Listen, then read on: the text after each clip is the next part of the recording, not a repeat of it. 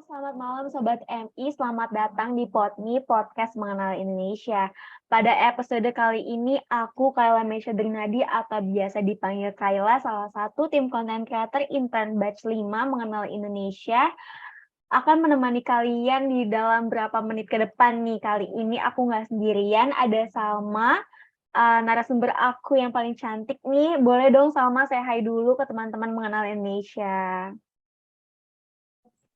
Teman-teman semuanya, kenalin nama aku Salma Nadia Septiana, biasa dipanggil Salma, mahasiswa Universitas Brawijaya yang sekarang sedang mengikuti program pertukaran mahasiswa merdeka di Universitas Nusa Cendana, Nusa Tenggara Timur.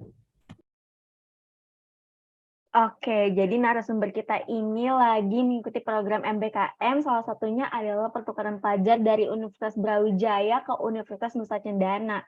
Sebenarnya apa sih MBKM itu dan apa aja program-program yang ada di MBKM? Pasti pada penasaran kan gimana? Langsung aja yuk kita tanya ke Salmanya langsung nih. Halo Salma, gimana sih Sal? Kamu tahu info pertukaran pelajar di UB, kamu tahu dari mana nih? Kan kayak UB itu kan minim info kalau kita nggak cari sendiri gitu loh. Boleh dong dikasih tahu ke teman-teman. Oke, aku tahu info ini tuh dari Instagramnya officially pertukaran mahasiswa merdeka. Nah, awalnya itu iseng-iseng gitu kayak cari info apa ya yang bisa aku explore dari semester sekarang ini di semester 5 ini, dan akhirnya aku tertarik sama salah satu program kerjanya Mas Nadim ini di kampus Merdeka, yaitu pertukaran mahasiswa Merdeka. Nah, dari situlah aku coba daftar cari info sana-sini, cari program studi yang tepat dan yang berhubungan dengan administrasi pendidikan tentunya. Karena kan administrasi pendidikan itu di UB juga susah buat apply kemana-mana ya, tahu sendiri ya. Terus akhirnya aku menemukan prodi yang tepat dan sesuai di kampus Universitas Nusa Cendana gitu. Oke. Jadi gimana sih Kak, Sal, MBKM tuh apa sih dan apa aja program yang ada di MBKM? Oke, jadi program MBKM atau program Merdeka Belajar, Kampus Merdeka itu adalah program yang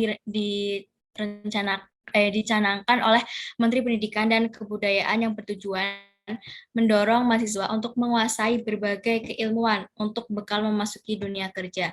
Nah, di kegiatan MBKM itu ada 8 kegiatan. Yang pertama itu ada pertukaran mahasiswa merdeka, yang kedua ada magang merdeka, terus ada penelitian atau riset, proyek kemanusiaan, kegiatan wirausaha, studi independen, terus KKNT, membangun desa atau kuliah kerja nyata tematik. Selanjutnya yang terakhir itu ada asistensi mengajar di satuan pendidikan.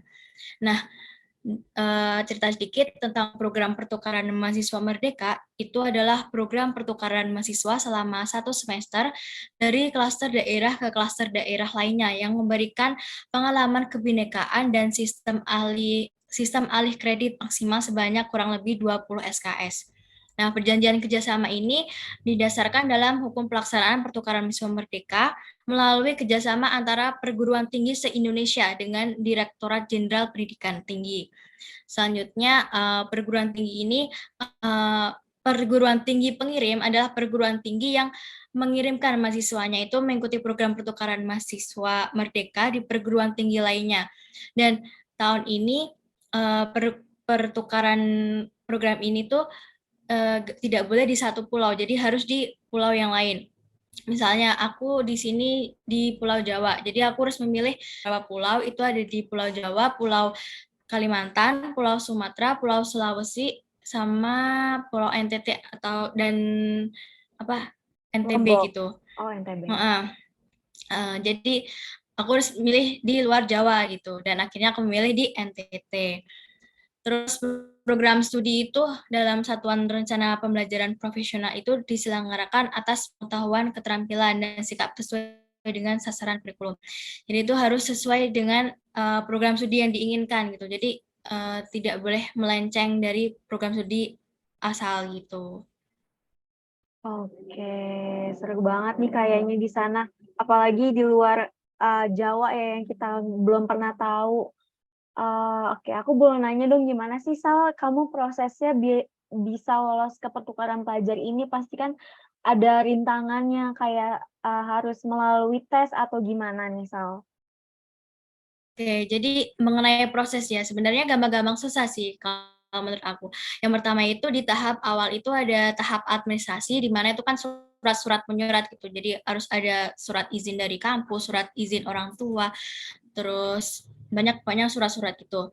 Nah, sebenarnya yang susah itu buat cari tanda tangan dari yang bersangkutan dosen gitu kan, yang mengizinkan gitu.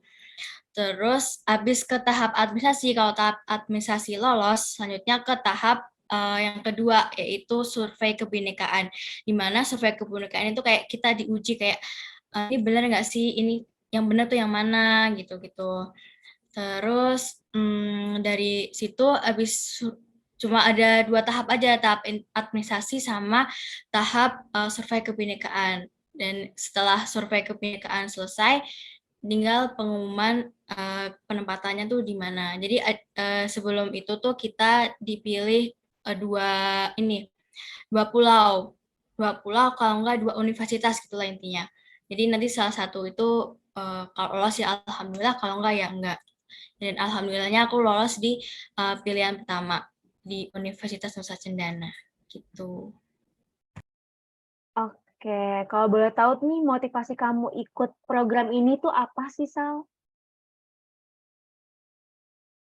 Lebih ke explore aja sih, karena kan kayak lihat teman-teman gitu kan, kayak teman-teman bisa approve magang, approve yang lain-lainnya kayak keren-keren banget gitu kan di kampus Merdeka gitu. Dan akhirnya setelah ada pengumuman ini, pembukaan pertukaran mahasiswa Merdeka, akhirnya aku kayak tertarik gitu, kayak tertarik ingin coba siapa tahu bisa ini lolos gitu. Dan akhirnya lolos juga. Dan sebenarnya juga pengen tahu sistem pembelajarannya di universitas lain tuh gimana dengan kampus asal gitu kan. Dan lebih juga untuk mengenal budaya gitu, budaya di Jawa dengan di luar Jawa tuh seperti apa gitu. Oke, kalau boleh tahu nih, Sal, kayak kamu kan keluar kota itu kan butuh biaya kan, atau juga pendaftaran ini juga butuh biaya nggak sih? Kayak jadi tuh pertukaran pelajar ini tuh kamu bayar nggak sih kayak proses pendaftarannya, tempat tinggalnya, gitu-gitu? Oke, kalau mulai dari proses pendaftarannya sama sekali nggak bayar ya, dan ini semuanya pure dibayarin sama pemerintah. Dari kita terbang, tiket penerbangannya, terus akomodasi selama di sini tuh juga dibayarin, dan apa ketika apa apa namanya sih? Bentar, bentar, bentar.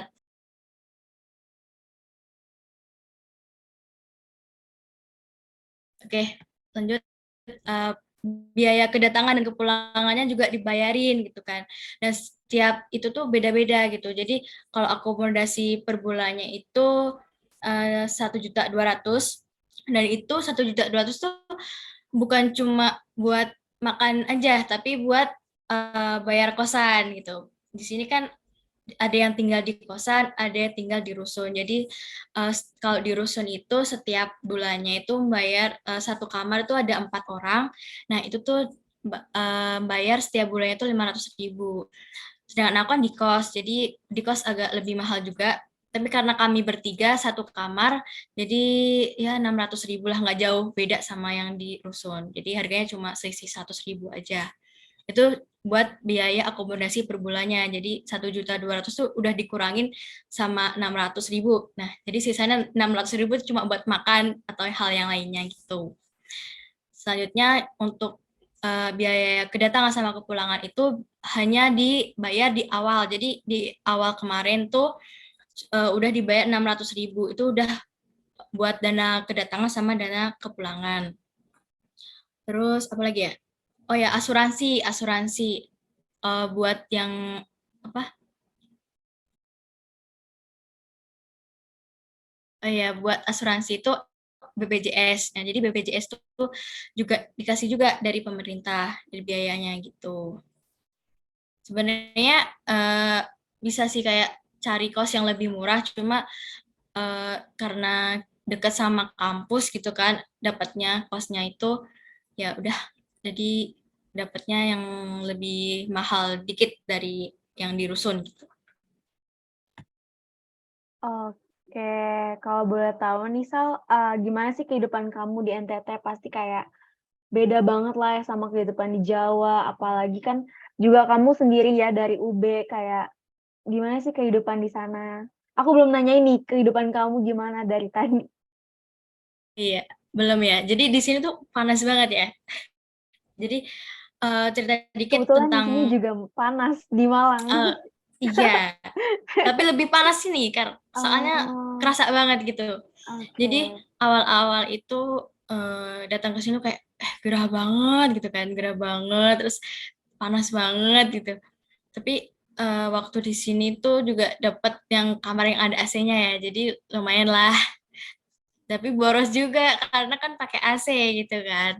Terus kalau oh ya kalau orang orang Jawa atau nggak Jawa sih kalau maksudnya di luar NTT gitu mungkin ngiranya orang NTT itu kayak kasar-kasar gitu kan atau keras-keras gitu itu salah besar dan nggak semua orang NTT itu kayak orang-orangnya tuh nggak maaf nggak semua orang NTT itu orangnya kasar-kasar dan keras-keras ya guys jadi kita tergantung nemuin nemuin apa nemuin orangnya aja gitu kayak dan aku menemukan di sini tuh banyak banget perbedaan juga gitu dan lebih banyak ke yang orang yang baik-baik gitu kayak lebih pengertian lebih ke ini ke apa sih namanya apa sih namanya Nat?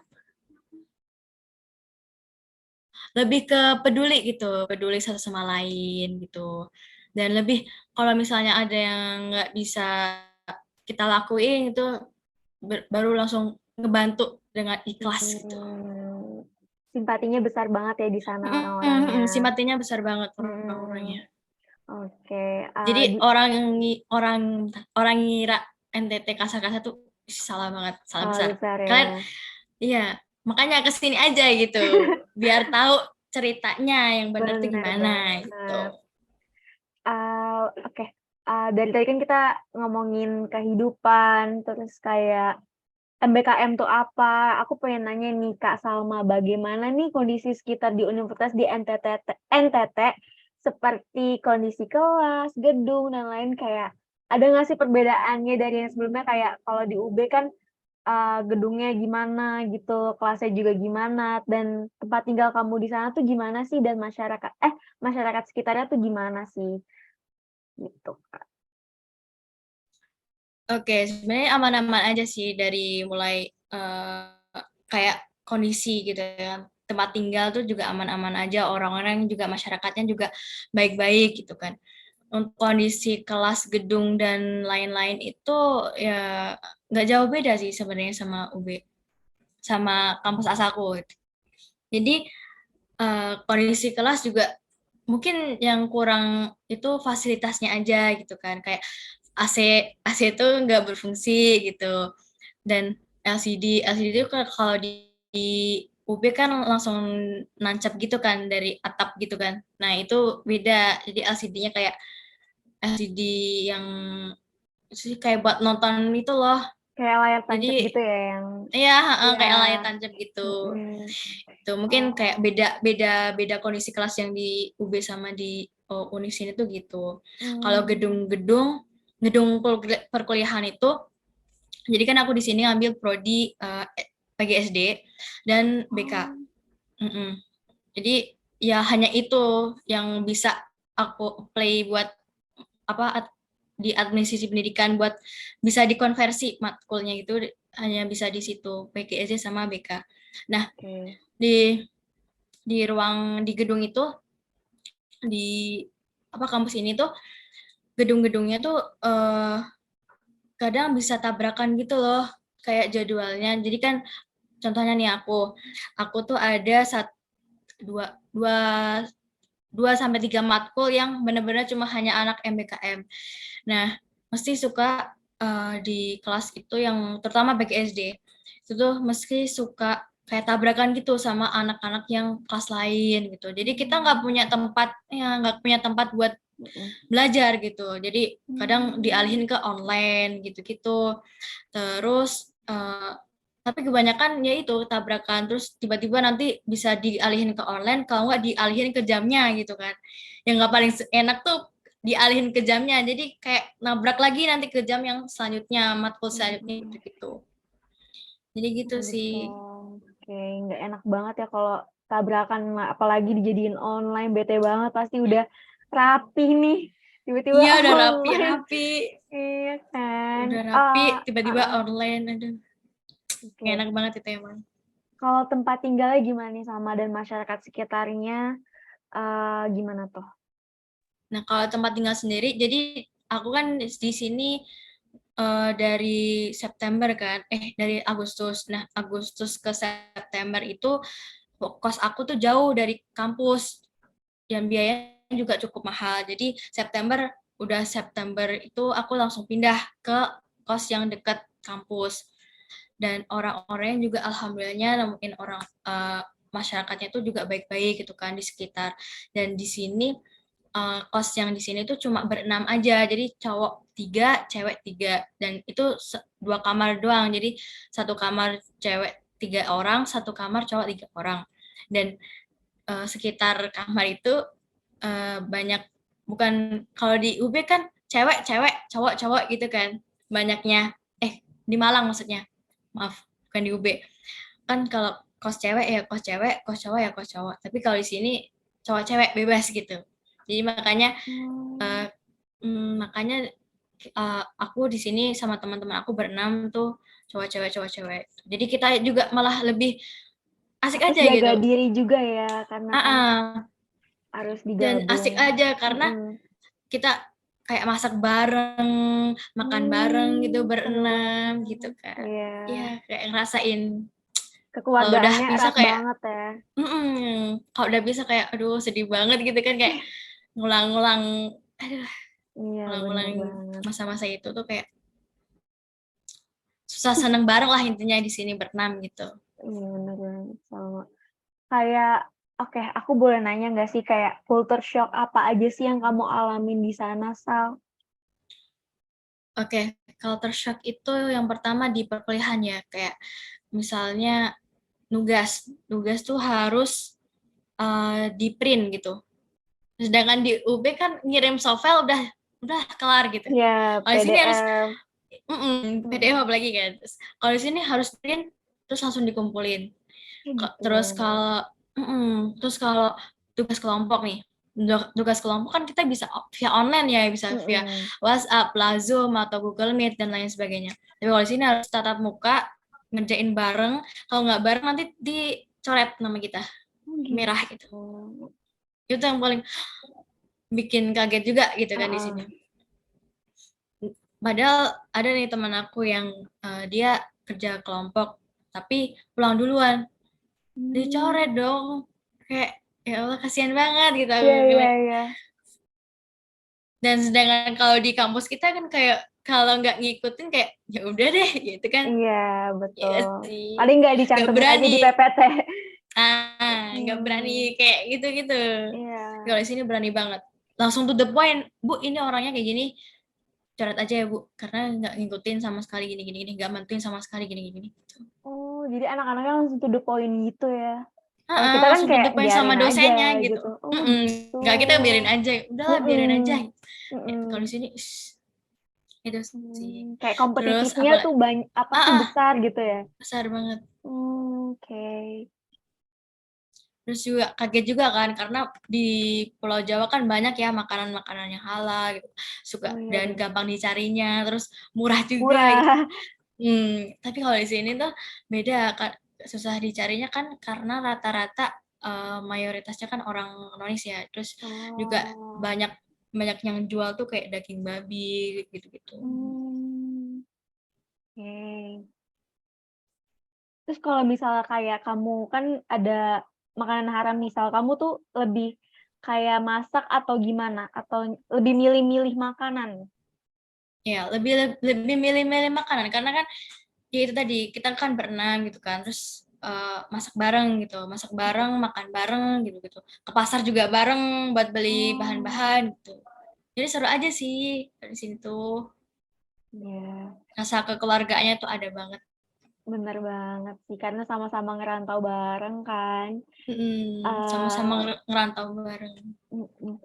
Oke, jadi aku mau nanya nih, sistem pembelajaran tuh gimana sih? Kayak tadi kan kerja kelompok aja harus dateng. Kayak kalau dalam perkuliahannya tuh kayak gimana sih? Kayak kamu belajarnya gimana? Kayak kalau kita kan apa dosennya kayak tergantung kitanya juga gitu loh. Kayak kita mau diskusi kelompok boleh, terus kalau enggak dosennya yang ngajarin ngomong gitu loh. Kalau di sana tuh kayak gimana sih? Sama nggak kayak kita? Jadi sistem pembelajarannya itu Iya. sama aja kayak di kita 11-12 lah intinya. Mmm, Nggak jauh beda sama sebenarnya sama di UB. Cuma ya itu tadi yang aku ceritain kayak orang-orangnya anak-anaknya itu antusiasme buat ngerjain tugas tuh harus bener-bener itulah. oke. Jadi di sana lebih kompetitif banget ya dibanding UB ya. Mm-mm. Dikiranya kita udah kompetitif, ternyata masih ada kompetitif lagi di Iya. sana. Terus di Oke. sini juga anak-anaknya tuh lebih ke ambis gitu loh. Oh, Aku ada satu, ambis-ambis ya? iya, aku ada satu kelas sama anak BK.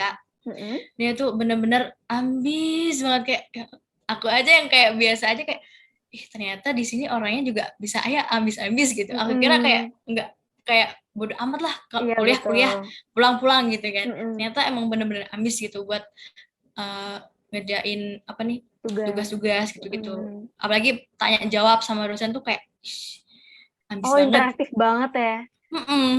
Interaktif banget. Oke.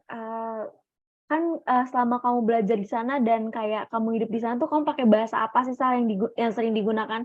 Apa kamu nyesuaiin bahasa di sana atau pakai bahasa Indonesia sehari-harinya?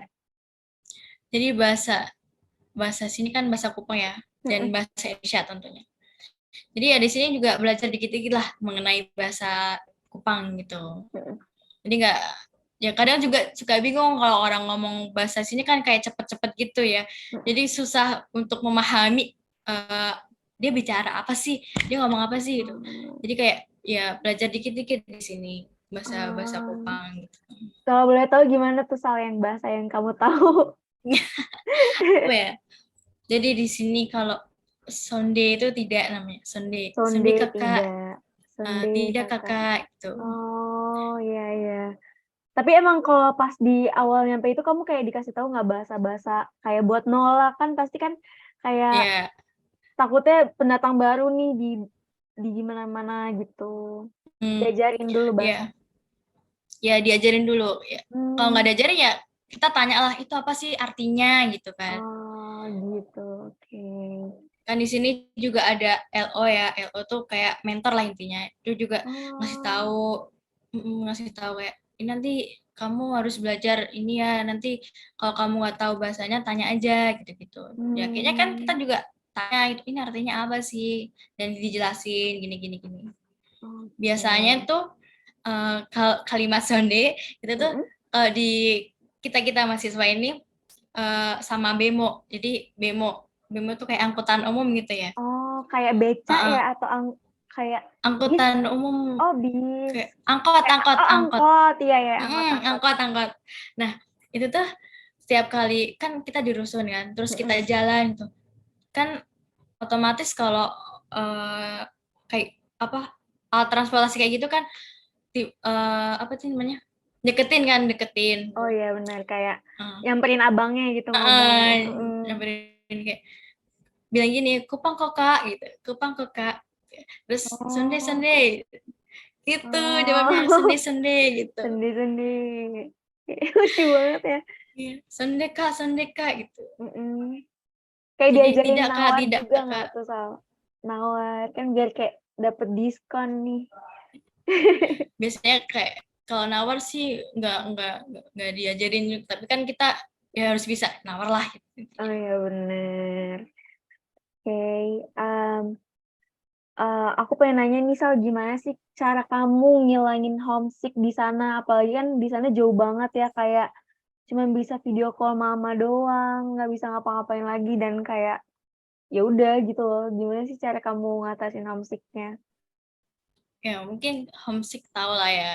Mesti di awal-awal juga aku homesick kan. Terus Mhm. ya paling nggak cuma telepon orang tua gitu kan. Dan VC kalau nggak. Terus biasanya itu kayak ngumpul gitu sama teman-teman di kosan, cerita-cerita hal-hal random sampai homesicknya tuh kayak hilang aja gitu. Jadi sama-sama saling, ngatasin homesick-nya bareng ya? Iya, benar. Kalau sakit juga kayak kalian kayak saling jaga satu Saling sama bantu. lain? Misalnya kalau misalnya aku butuh obat ini dong, tapi Mhm biasanya kemarin waktu itu kan aku sakit ya, mhm sempat sakit, mhm. udah mau dibawa ke IGD, Oh tapi my God, iya, terus aku iniin, ternyata IGD-nya penuh, Mmm, jadi dirawat di kos aja deh. Tapi juga oh. takut juga sih kalau di IGD. Iya takutnya ada apa-apa ya, apalagi kan Hmm, jauh, orang tua jadi makin khawatir nggak sih kalau kita masuk UGD ya kan? iya. Oke, aku mau nanya nih soal apa sih makanan yang paling enak nih di NTT? Yang paling enak gitu ya. Iya, Itu ada sei sapi. sei Jadi sapi. jadi teman-teman kalau mau ke NTT itu harus nyobain sei sapi. Enak banget. Oke. Kalau Hmm, minumannya Sal, ada nggak yang paling enak? kalau minuman tuh kalau menurut aku nggak ada sih. Jadi makanan yang paling enak di sini tuh kan sei sapi. Cuma kalau kayak makanan ringannya ya, makanan ringannya itu ada salome.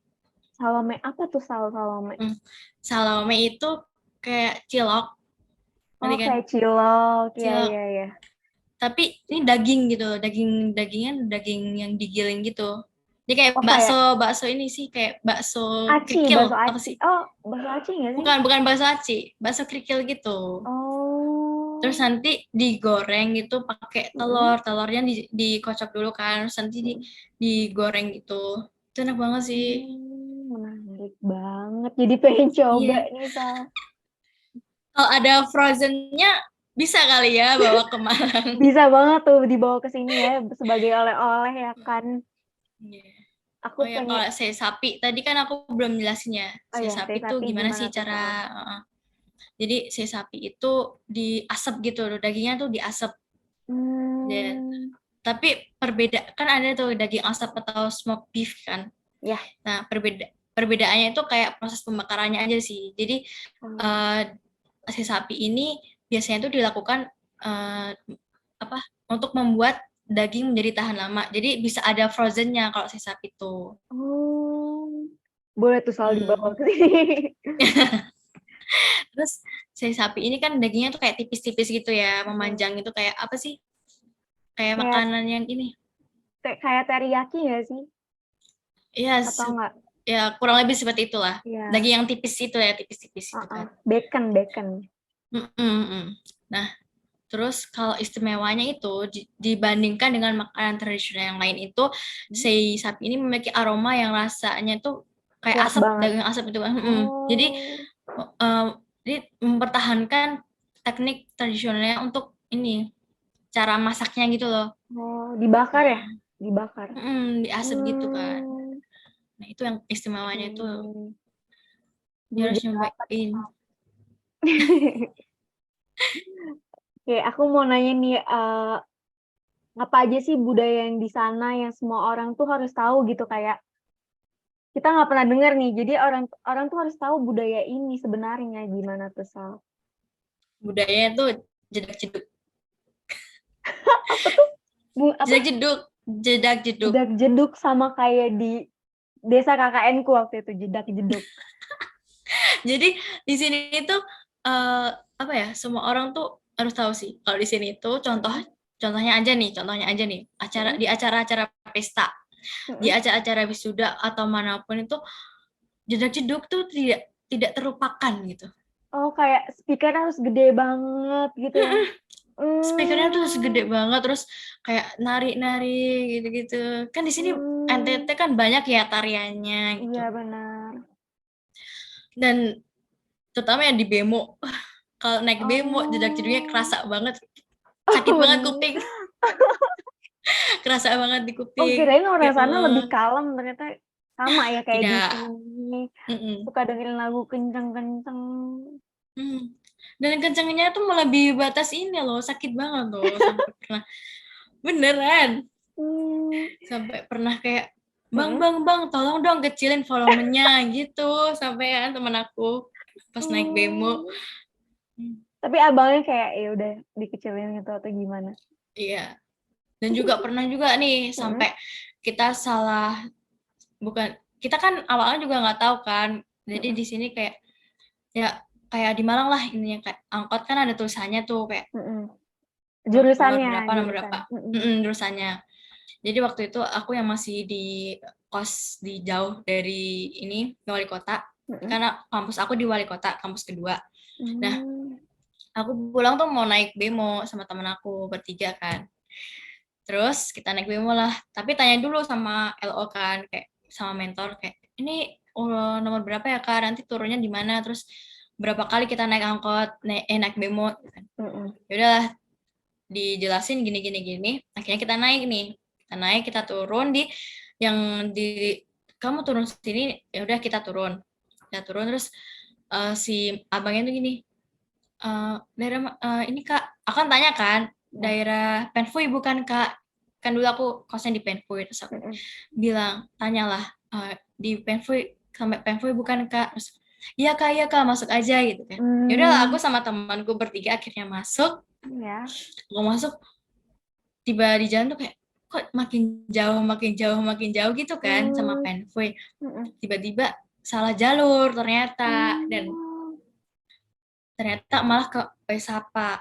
Nah, dari situ kayak udah panik gitu kan, juga kita anak baru, orang Iya. baru gitu, Mm-mm. bener-bener baru ada seminggu apa ya, apa 2 minggu gitu di sini, Mm-mm. kan takut juga ya kalau dia apain. Benar. Dan akhirnya Terus gimana? ditanyalah sama ininya, "Eh, turun mana Kak?" Aku bilang lah, turun Penfui Kak, daerah Penfui. Mm-mm. Oh ini bukan daerah Penfui Kak, ini daerah Sapa. Terus lah, tadi kan kita kan udah disuruh naik, Iya, iya iya betul. aja kan, iya iya Mm-mm. aja, ya udah kita naik lah. Ternyata kita dibohongin gitu. Oh. Terus pas Terus kayak gitu gimana tuh, Sal? nah terus waktu itu sopirnya tuh bilang gini, abangnya, kakaknya tuh bilang gini, kalau mau saya antar ke kos kalian, tapi harganya itu berapa? 70.000. Syok banget. Ya, padahal padahal naik naik bemo tuh cuma 3.000 nih, itu Tiga tujuh ribu puluh ya. ribu Oh tiga my ribu God. 70.000 suruh antar ke kosan kita, ya nggak mau lah, kita Iya. tolak lah. Mm. Tapi kita tolak, tapi itunya masih maksa gitu loh, masih maksa kayak, nggak apa-apa Kak, nggak apa-apa Kak. Terus dia bilang 50 aja Kak, 50 aja gitu kan. Mm. Kita tetap nggak mau lah, karena tuh udah melebihi batas ini loh, Benar. batas 3.000 itu, Betul. gerbang sia-sia kan. Betul. Dan akhirnya temen aku ngide kayak, turun sini aja Kak, turun sini aja, teman saya mau ini udah mau OTW ke sini, mau nyebut kami gitu kan. Ya. Dan akhirnya kita diturunin lah di suatu tempat dan kita maxim ke kosan Serem juga gitu. ya pengalaman kayak gitu. Ya, Hmm. dan Aku sebenarnya mah. kita gimana? Lanjut, Sal. Dan sebenarnya kita juga bohong juga kan, karena gimana lagi cara ngatasinnya, kayak takut aja kalau beneran dibawa gitu kan, Iya, benar terus banget. disuruh bayar 50.000 atau 70.000, itu nggak mau lah. Dan ini kita bohong kalau kita bakal dijemput sama teman, padahal dijemputnya sama Maxim. Oh, bener sih. Tapi lebih murah Maxim ya, kemana-mana. Iya. Hmm. Oke. Serem banget, sumpah. Aku kayak, di situ aku udah nangis kayaknya. Iya. Mana itu aku cewek sendiri Aku di cewek situ sendiri. tuh. Iya, cewek sendiri kan. Terus dan bener-bener kayak, gimana nih, gimana? Kan panik kan, gimana? Terus temen aku kayak, udah santai aja gitu. Akhirnya dia Bisa. punya ide buat pesan Maxim ternyata. Oke. Di sana kalau Maxim aman ya? Aman. Kadang kalau Maxim tuh suka telepon dulu kalau kita pesen tuh kayak, "Pesan Maxim kok, Kak," gitu kan. "Iya, Kak." Jadi memastikan gitulah intinya. Oh, baik ya. Di sana aman banget Mhm. berarti. Oke, aku pengen nanya misal pertanyaan terakhir. Pengalaman apa nih yang nggak kamu bakal lupain dan berkesan di NTT? Pengalaman yang nggak bakal dilupain banyak sih sebenarnya. Kan karena kita melewati fase-fase kehidupan di sini tuh selama 4 bulan ini. Nah, banyak sih. Dan terutama yang nggak bisa dilupain tuh keindahannya ya. Keindahan alamnya sih. Jadi tuh di sini kan nggak cuma belajar aja ya, tapi juga eksplor keindahan alam di NTT tuh gimana. Dan eksplornya tuh juga nggak cuma main-main aja gitu. Tapi di sini kita juga belajar lah. Kan di sini juga ada di kegiatan program ini ada kegiatan namanya Modul Nusantara. Dan di mana Modul Nusantara itu kayak salah satunya itu ada kebinekaan. Nah, kebinekaan itu bisa kayak jalan-jalan, eksplorasi keindahan alam di NTT, terus kayak belajar, intinya belajar kebudayaan di sini tuh gimana gitu-gitu. Dan ya itu karena yang nggak pernah terlupakan dan berkesan itu ya keindahan alamnya. Jadi bentar lagi kan aku pulang nih, Iya, bentar lagi pulang kayak ngerasa bakal banget kangen kayak banget ya. iya bakal kangen banget kayak Hmm, kalau pantai-pantainya tuh indah-indah banget, bersih banget ya. bersih banget dan bener-bener itu ada di mana satu pantai, beberapa pantai sih sebenarnya yang nggak dikelola sama pemerintah, jadi kayak masuknya tuh free aja gitu, nggak Hmm, bayar sama sekali, tapi mm-mm, bener-bener kayak bersih, orang-orangnya kayak kayak udah enak aja gitu, dipandangnya tuh mm-mm. enak aja gitu, Akses ke sananya juga mudah untuk ke pantainya deket, atau gimana? jalan kaki bisa. Oh, jalan kaki bisa. Aku kira kayak harus Jalan kaki jauh bisa, dulu gitu. ada yang jauh tapi kan Mm. kenapa harus yang jauh, jalan kaki juga bisa, Oh yang iya deket kan juga bisa gitu. bener. Bener Jadi banget. kalau suntuk atau apa tuh ke pantai lah gitu, Enak jalan kaki lah. banget. Enak banget loh. Kalau di sini suntuk Jauh banget, capek. Iya jauh kalau ke pantai banget. jauh banget Kak di Iya, Malang, bener 3 banget. jaman 2 jaman. Bener banget. Oke, terima kasih banyak nih Salma atas ilmu dan waktunya yang telah diberikan untuk Sobat MI. Mungkin Salma bisa nih kasih pesan-pesan buat Sobat MI nih. Oke, jadi buat teman-teman jangan jangan apa ya, jangan malu, jangan malu dan jangan insecure ya, karena uh, buat apa progres apa upgrade upgrade diri sendiri itu penting di masa muda. Jadi banyakin pengalaman gitu kan, banyakin pengalaman. Mungkin bisa jadi teman-teman milih ya menjadi apa volunteer, kayak volunteer kemana-mana tuh kan masih banyak nih di Instagram tuh banyak banget volunteer yang ke Banda Neira, yang ke Lombok atau yang mana tuh. Jadi teman-teman juga eksplorasi itu tuh sangat penting di masa muda kalian. Dan misalnya tuh uh, jangan lupa buat uh, apa ya, bentar-bentar. Gimana ya kalimatnya? Aduh ya Allah. Kayak Kak, ini kan hidup cuma sekali ya, kayak kenapa kita nggak coba-coba aja gitu ya nggak sih, Ya Sal? benar. Jadi jangan jangan berani gagal untuk mencoba. Itu Betul, sih. bener banget. Oke, makasih banyak Salma nih udah luangin waktunya. Aku mau bilang terima kasih lagi udah ngeluangin waktunya buat kita semua nih Sobat MI. Makasih banyak Salma.